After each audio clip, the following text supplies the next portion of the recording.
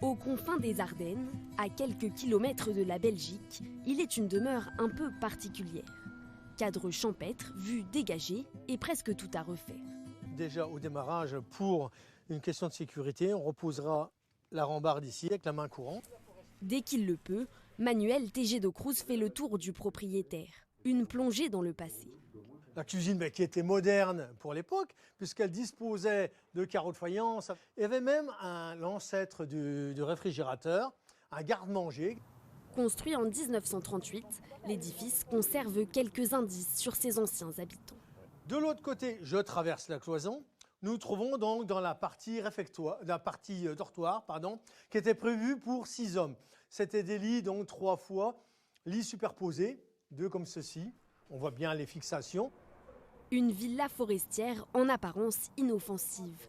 Mais lorsqu'il dévalait cette échelle, ses occupants se transformaient en véritables soldats. Armes automatiques, munitions, grenades, la chambre basse dissimulait tout un arsenal de défense. Alors, le canon anti-char était placé ici. En temps de paix, on le reculait un petit peu et on fermait les volets. Donc de l'extérieur, on ne voyait rien. En face, la frontière belge est à 4 km. Situé sur l'axe Carignan-Florenville, cet ouvrage fait partie d'une ligne de 22 maisons fortes construites pour appuyer la ligne Maginot. Des fortifications légères, car l'état-major français tient les Ardennes pour infranchissables. Pourtant, c'est à Sedan que l'armée allemande attaque le 13 mai 1940. À l'avant-garde, les soldats des maisons fortes font sauter des mines pour ralentir l'ennemi. L'explosion s'est faite, ça fait un cratère plus de 20 mètres de diamètre, au moins 8 mètres de profondeur. On a des photos, on a même des photos où les Allemands amènent des pionniers, des sapeurs, pour reboucher cette voie, parce qu'ils ne peuvent pas passer avec les véhicules. Depuis la guerre, une partie de ces maisons fortes sont restées à l'abandon. Les membres de cette association veulent à présent rénover celle-ci, un projet à plus de 100 000 € soutenu par la Fondation du patrimoine. On a sélectionné cette maison parce que c'est un patrimoine unique en France. Il n'y a que 22 maisons qui ont été construites de ce type. C'est un patrimoine qui n'est pas assez mis en valeur au même titre, par exemple, que les blocos aussi que l'on trouve, les anciens blocos de la ligne Maginot. L'objectif ? Robert Cassardou, OFN, en position de tir. Redonner vie à cette maison avec notamment des reconstitutions historiques. On tire, on les tire du bois. Feu! Ces jeunes Ardennais recréent l'univers des soldats de l'époque, une façon de rendre hommage à ces hommes, souvent des réservistes moins bien pourvus. Ce régiment est rattaché aux troupes Maginot. Alors sur le béret, je porte l'insigne des troupes de forteresse Maginot en fait. C'est le béret. Sur certaines photos d'époque, les hommes portaient leur chemise civile. Ils étaient encore habillés pour certains, dans la troupe, d'uniformes bleu horizon de la Première Guerre. Ici, dans le secteur, c'est pas comme sur la ligne Maginot partout en Alsace. Les hommes étaient comme les blocs en fait, pas assez équipés, pas bien équipés. L'association compte aussi organiser des expositions. Pour reconstituer l'armement de l'époque, Manuel Tejero-Cruz sait à qui s'adresser. Alors au niveau équipement, on avait pensé à toi pour nous conseiller. Ce qu'on rencontre beaucoup en mai-juin 40, c'est ça. Ça, les séries B et tout ce qui était... les réservistes avaient des lebels et puis des mousquetons. Son ami Christian a amassé chez lui des milliers de pièces de la bataille de mai-juin 40. Sa dernière trouvaille, ce plan d'invasion de l'armée allemande. Et je regarde si les maisons fortes, justement, sont repérées.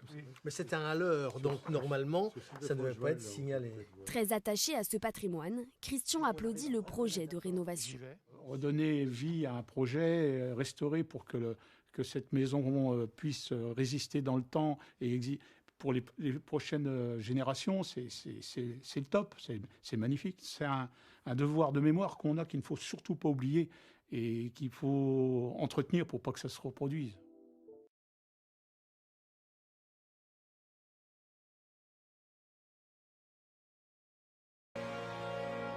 Tony Pollard, spécialiste de l'archéologie des conflits, explore ce centre névralgique de la bataille de France. Les Français attachent une grande importance à la défense de la sécurité nationale. Ils savent qu'il y a certains endroits qu'ils doivent défendre et ils passent beaucoup de temps à les fortifier. Mais il y en a d'autres qu'ils considèrent comme imprenables. Et quand on regarde la forêt des Ardennes du haut de cette colline, on comprend pourquoi ils la pensaient infranchissable. Divisés en 3 colonnes, les Panzer Divisions doivent parcourir 100 km à travers le massif ardennais. Près de 800 chars et 22 000 autres véhicules empruntent son réseau de routes de campagne et de chemins de terre. Les routes qui traversent les Ardennes ne sont pas goudronnées. Ce chemin est tout à fait typique. Il ne peut y passer qu'un char à la fois. Le problème, c'est que les Allemands sont à la tête d'une colonne de plusieurs milliers de véhicules. Comme ils ne peuvent pas se déployer, ils n'ont qu'une solution: aller tout droit. Les conducteurs des Panzers ont dû avoir un choc quand ils sont arrivés par ce chemin et qu'ils sont tombés sur ça. Les Ardennes ne sont pas totalement sans défense. Les Français y ont construit ce qu'on appelle des maisons fortes le long de certaines routes. Le 12 mai à 15 h, une colonne parvient au niveau de la maison forte numéro 11, dans la vallée de la Hatrelle. Il n'y a que 6 soldats français dans cette boîte de béton. Mais l'étroitesse de la route leur permet d'arrêter les Allemands.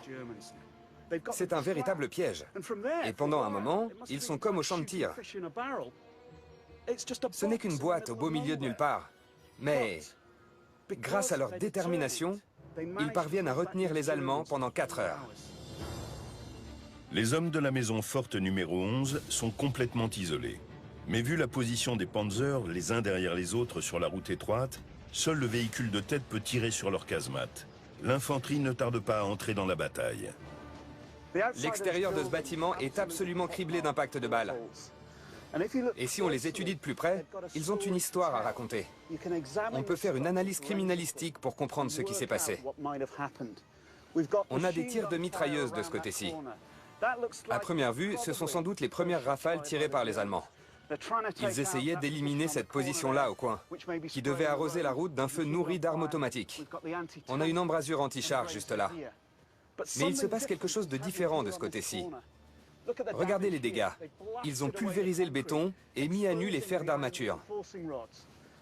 Ça veut dire qu'à un moment donné, les Allemands se sont déplacés sur le flanc gauche de la position. Le tir qui a occasionné ces dégâts ne pouvait venir que de là-bas. Les Stuka se concentrent sur les cibles principales, si bien que les Panzers ne peuvent compter que sur eux-mêmes. Il ne s'agit pas de prendre du retard sur le calendrier établi par le général Guderian.